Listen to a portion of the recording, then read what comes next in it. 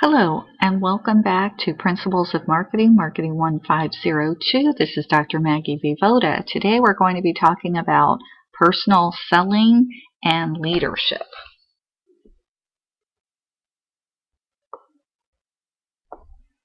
What is personal selling? Personal selling is a purchase situation involving a personal, paid-for communication between two people in an attempt to influence one another. Personal selling offers several advantages over other forms of promotion. Personal selling provides a detailed explanation or demonstration of the product.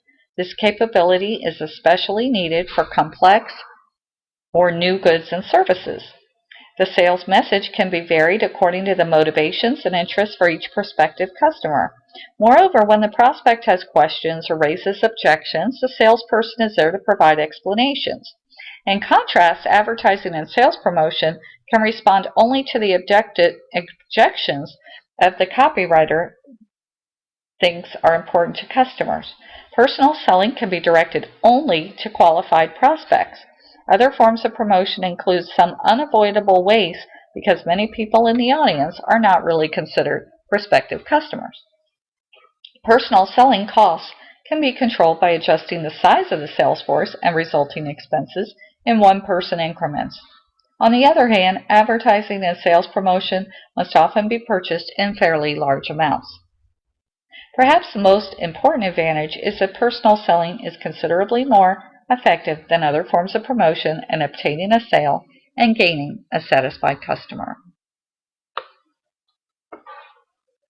Here are some examples of personal selling: Avon, car dealerships, retail stores, travel agencies, and real estate companies. These are all where you'll see personal selling taking place, where you have a salesperson and a customer as well.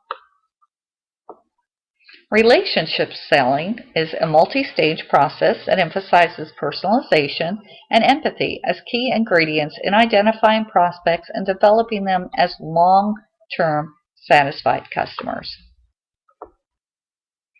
There are certain steps involved in the selling process. There actually are 7. Number 1, generating leads. Number 2, qualifying leads.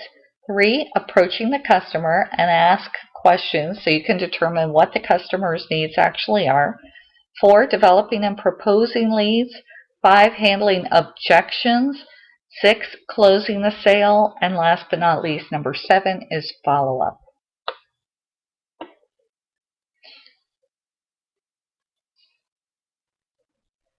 Sales management basically encompasses the whole idea of selling. Sales management involves the entire organization. There is an old adage in business that nothing happens until a sale is made. Without sales, there's no need for accountants, production workers, or even a company president. Sales provide the fuel to keep the corporate engines humming. Companies like Cisco, International Paper, Johnson Controls, and several other manufacturers would cease to exist without successful sales people. Even companies like Procter & Gamble and Kraft Food that mainly sell consumer goods and use extensive advertising campaigns still rely on salespeople to move the product through the channel of distribution. Therefore, sales management is one of marketing's most critical specialties. Effective sales management stems from a highly success-oriented sales force that accomplishes its mission economically and efficiently.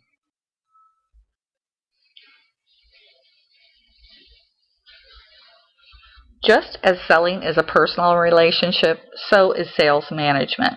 Although the sales manager's basic job is to maximize sales at a reasonable cost while also maximizing profits, he or she has other responsibilities and decisions.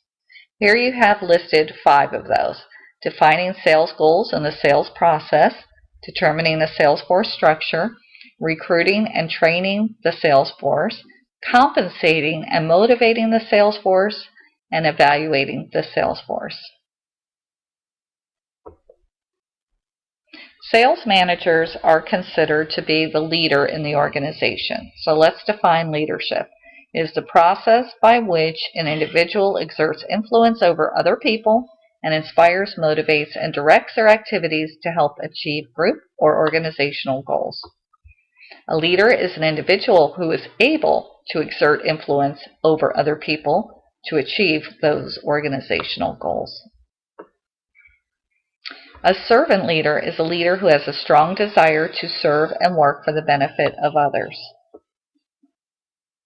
So there are different types of powers that leaders can use, and sales managers can use these as well. There are actually four. One is legitimate, the second is reward, the third is coercive, the fourth is expert, and we will also move through those definitions next. Legitimate power is the authority that a manager has by virtue of his or her position in an organization's hierarchy. Reward power is the ability of a manager to give or withhold tangible and intangible rewards. Tangible rewards would be, for example, your paycheck. Intangible would be praise or recognition. Coercive power is the ability of a manager to punish others. Managers who rely on this heavily tend to be very ineffective leaders because those managers focus on the negative rather than the positive.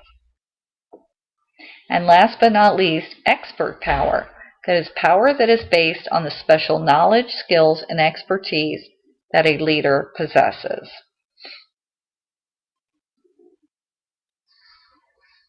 Well, I hope you've enjoyed this power presentation today. Once again, please keep in mind that this presentation is intended to augment or enhance your readings from the textbook. So please make sure you do read the chapters in the textbook for this week. And if you have any questions, you're certainly welcome to email me. Once again, have a great day, and thank you.